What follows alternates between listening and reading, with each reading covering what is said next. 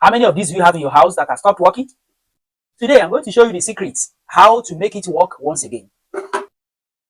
This was the old flush mechanism. Can you see it? And the internal rod that connects to the valve got broken. For that reason, I purchased a new one. This exactly. And then in a few months, what do we see? This one too stopped working. The handle got broken again, and then you cannot flush. Upon opening the tank of the WC, this is what I made.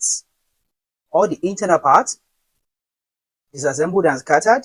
You can see the flush valve with the spring. Fortunately for me, the internal rod here is not broken. It is the upper rod that has broken. So we looked at what we can do to actually fix this. Yes, it's actually a simple job, but the plumber doesn't want you to know it. Recently, I replaced this flush mechanism, and then in a few months, it stopped working. The handle got broken again. And today, I decided to open again.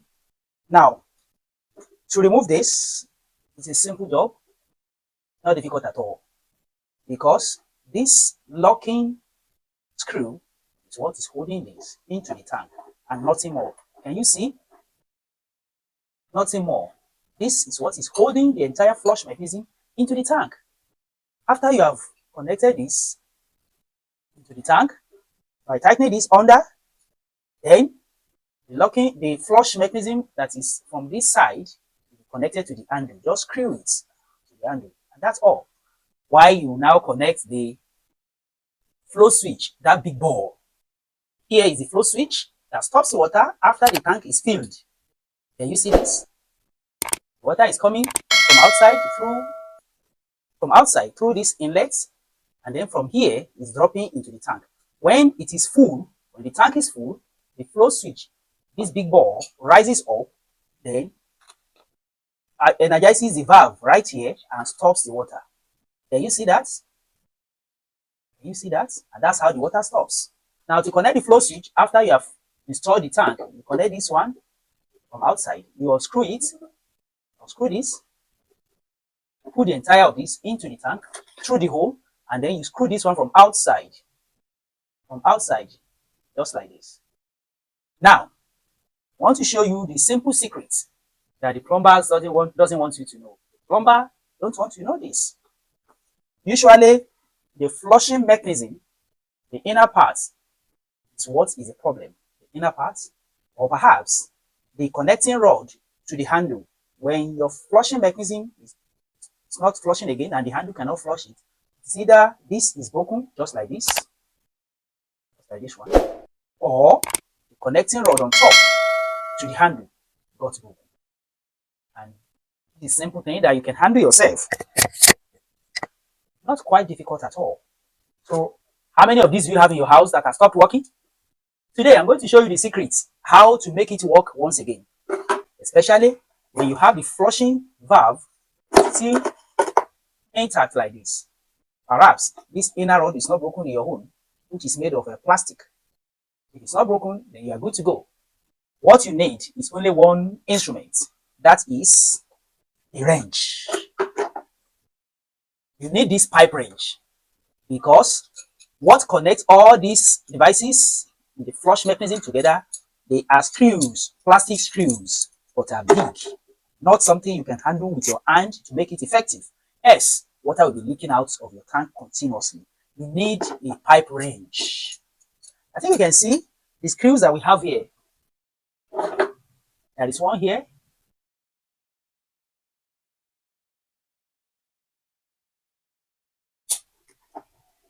There's another one. After connecting all these, screwing it to get the job done needs a pipe wrench. Can you see how big it is? So a small spanner cannot do the job. You need a pipe wrench so that it is tight. We have valves, seals. We have valves and seals. This seal, for instance, is what helps the water not to leak. It's sealed up connection to the tank. So we have all these big screws that will help you to install all these flushing mechanism.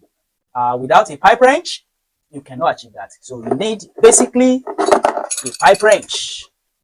Pipe wrench. The entire flush mechanism is about this, and what is working there is actually this. This is the flush valve. With the help of this spring, this particular device, water is retained and released from this. It works this way. Can you see? Can you see? You'll be activating this by the handle. When you activate that by the handle, water is released. Then it goes down to its position by means of that spring, and water fills up again. Next time when you operate it, you jack it up like this, and water is released into the WC. That is it. Now, you can see this. They are just assemblage of small pieces of items. The spring, the seal, plastic seal. Can you see the plastic seal? And then the connecting rod, which is actually connected from behind. Can you see it? Can you see this? Which you can actually bring out in this manner. They're just an assemblage of small devices. Can you see this? Now to assemble it back, as you see it here, you bring this from behind, check this, see, pass it in like this, force it inside like this, then you lock it down with this. Before then, pass this plastic onto it, small thin plastic, and then you lock it down with this. And this is the flush valve. Pass the spring. You can see this is the spring that energizes it as you flush. Then move this into its space. Now, as the upper part is broken, I'm going to use a simple mechanism to solve that problem. There's this metallic hanger for clothes that is actually insulated. That is what I'm going to use. You see the hanger here? Use this to solve the problem. Now the first part is to twist this metallic hanger. Twist it, form it into a simple iron. So we have untwisted it now. I'm going to use it this particular job.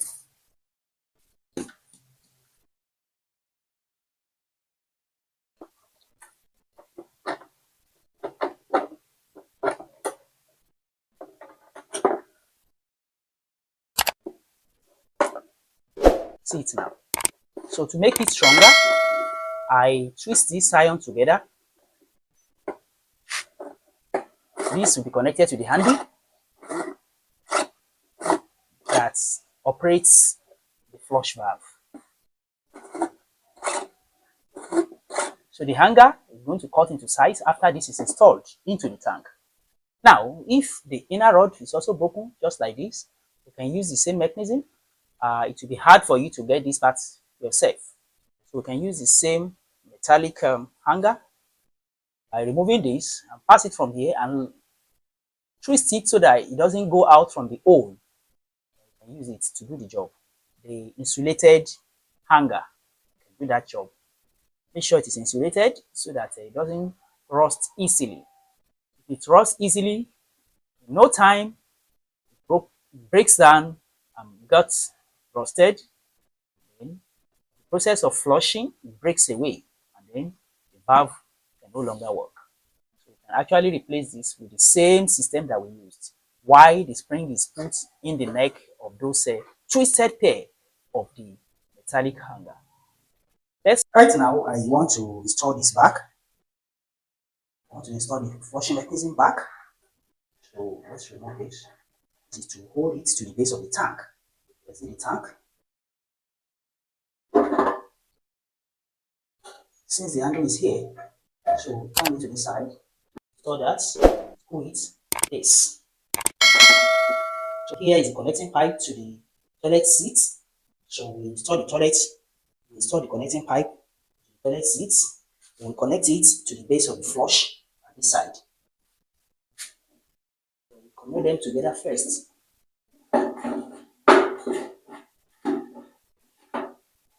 So we put the seal first.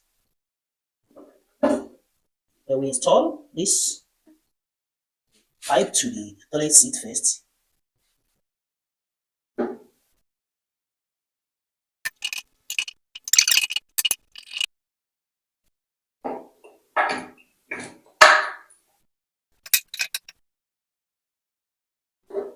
Hand cannot screw that to necessary position except you have a pipe wrench. So we have put the metallic hanger into the handle, twisting the two together from bottom. Right here, we bind them together at the top part here by twisting them together very well. We finalize by cutting it away. Okay, so we have the cutter here.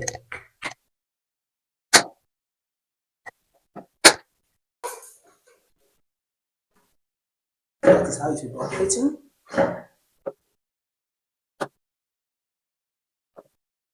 Leave it this way, bending it away. The last part is to bring back the float switch. Connect it from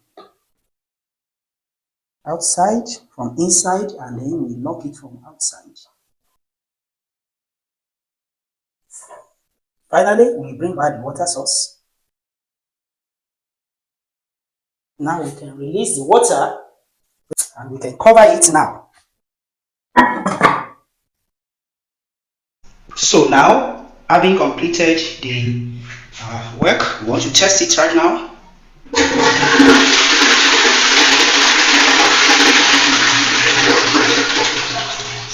Perfect. And it works fine.